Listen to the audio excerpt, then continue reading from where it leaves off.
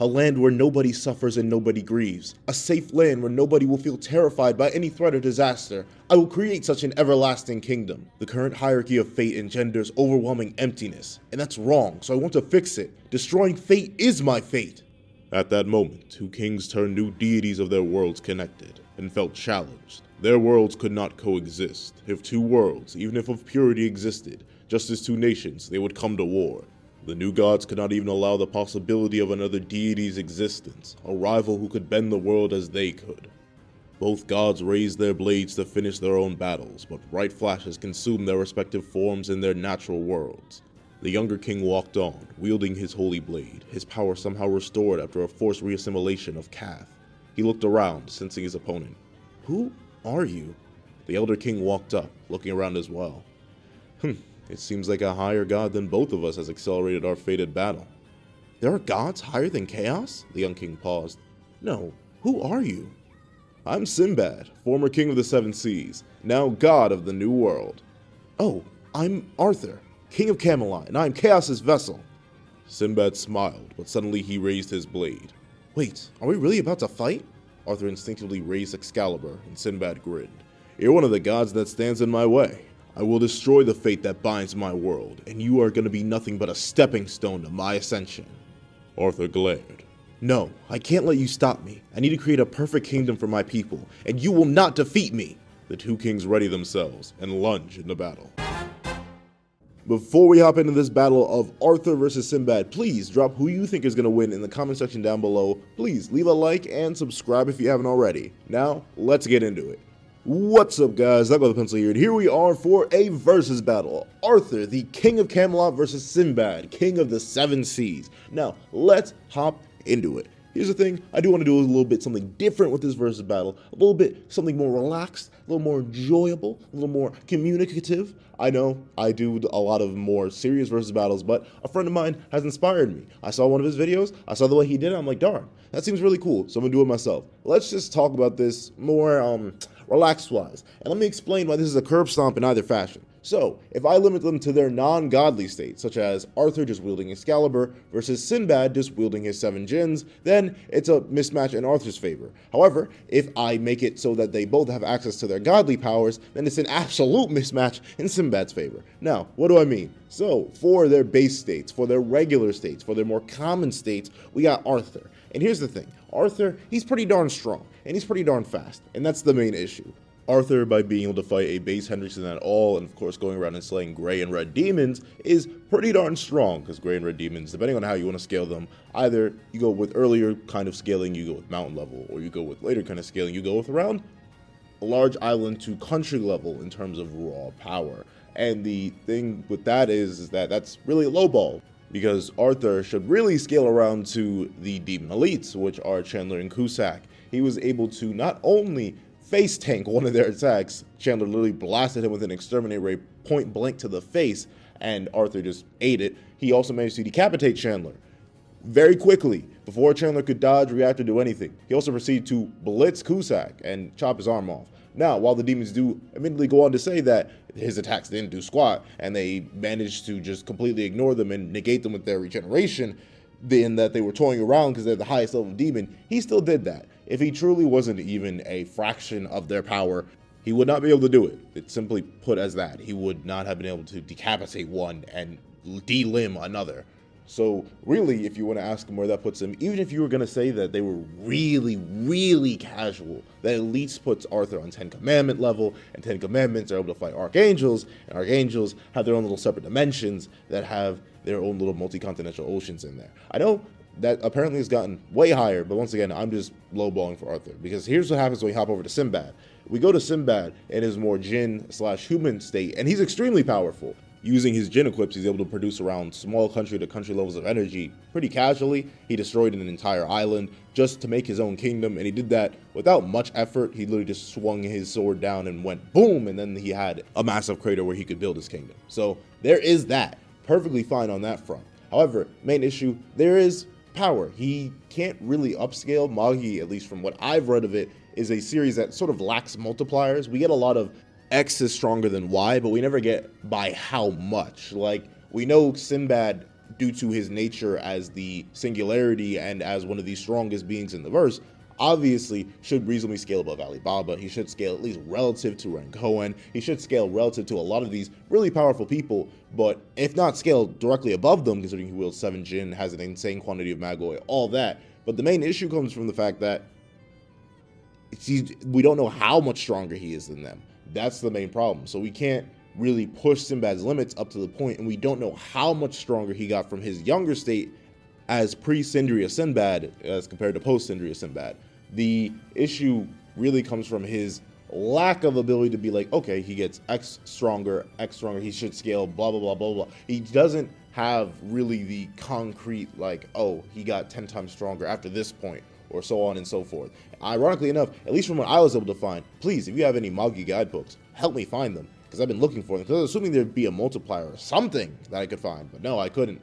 And there's the issue of speed on top of that, because while Arthur scales to at least massively fast and light by damage, once again, blitzing the highest ranked demons, even if they were casual, still blitzing the highest ranked demons, while beginning of series characters like Mini Diane are able to already move at 4.1 times the speed of light, and then you just keep going from there. That's even on the more mid end. You could either go way fast, and that's around 33 based off Oslo, just weird stuff like that. You could really make Arthur super fast, but then the main issue is that Arthur, by scaling to that scaling way above that Mini Diane, does numbers on Sinbad in terms of speed, because the Magiverse is actually pretty darn fast, especially considering you got to take into account how much stronger someone like Sinbad is in compared to someone like Yamuraiha, who has the ability to dodge and react to light beams on sight. So that is still very, very good, but you still run into the problem where we lack the multipliers that say how many times faster than light.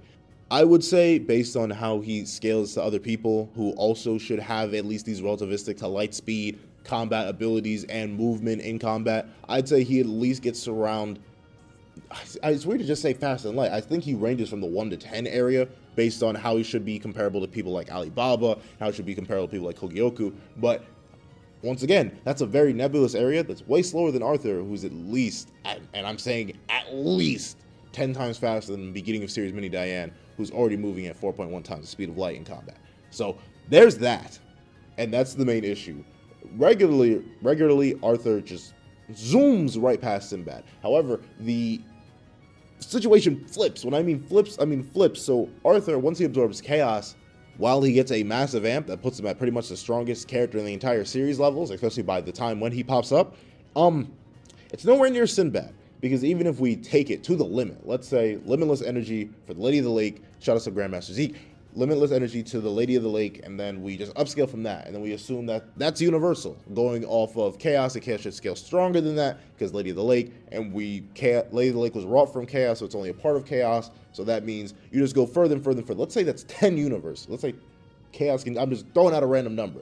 Thing is, Sinbad, by the time he becomes a deity, he scales so far beyond that, because basically Magi functions on multiverse theory. Every single choice, every single possibility, even just mirror worlds, there are infinite amounts of them. There are countless numbers of them, alternate realities. And a character named Ugo, who was the god of the world before, Sinbad pulled up, he was the overseer of all of that. He basically viewed every single multiverse as fiction. He was able to see them all, he understood all their histories, but he was so far above them, it was like an author looking down on a page. It's like you and me reading a book.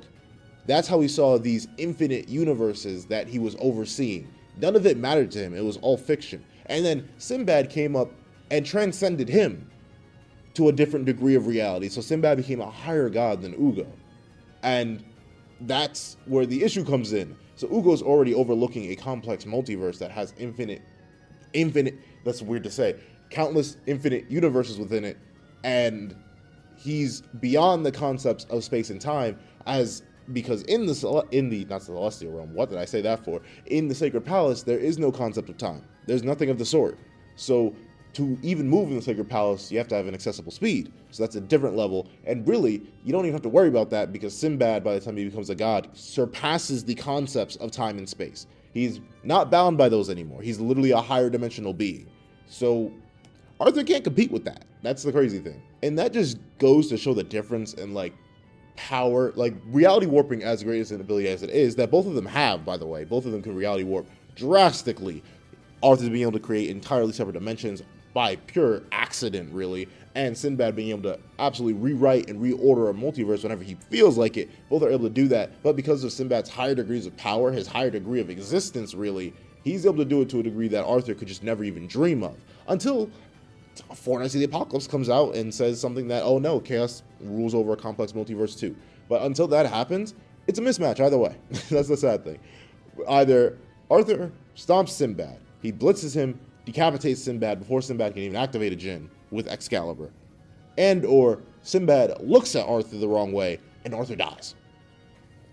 It's purely 50-50 shot. I don't know what to say. No, but literally that's how it goes, and that's the wild thing. That just shows how much a disparity in power can do for somebody, because Sinbad, while he's in his djinn-equipped form, he's not fodder. In fact, I do have an actual better matchup lined up for him, but that's purely based on power. The main reason I did this fight in particular is because these characters mirror each other so well for me. Like, if you look at them, two kings who want to create the impossible and create an ever-perfect world that no one could ever suffer in. That just clicked to me the moment I finished reading Magi. I'm like, I'm making this versus battle. Then I looked at the facts, I'm like, darn it, I can't make this versus battle. But nah, that's the thing. I do battles based on what I see as good character interactions. I will start doing more battles that would just be like, oh, these two are close in power, who would win? But in my mind, I think it's more fun to do battles like this. I feel like these two would have an interesting interaction, but that's about it.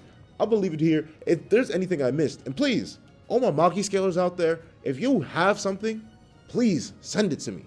I'm intrigued. Like, I want to know more. I've been kind of silent on what I've been doing because I want to get better at just scaling on my own, whether it be calculating, whether it be doing research on my own. Please, I hope y'all Magi skills in the comments. I know it's a very slept on series. If y'all can help me out, be greatly appreciated. I want to give Magi all the respect it deserves. I think it deserves way more attention, especially considering how strong it gets by the end of the series. But please tell me about that. Help your boy out. And thank you guys so much for watching. Please remember to like, share, comment, and subscribe. And I hope you guys have a wonderful day. This is That Guy with the Pencil, writing off.